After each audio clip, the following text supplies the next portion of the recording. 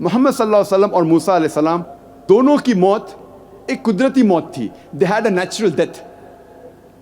لیکن عیسیٰ علیہ السلام he did not die naturally. ان کی موت قدرتی موت نہیں تھی.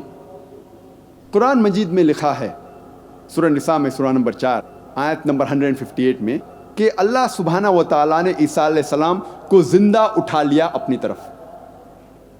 ہم مانتے ہیں کہ عیسیٰ علیہ السلام کی موت نہیں ہوئی.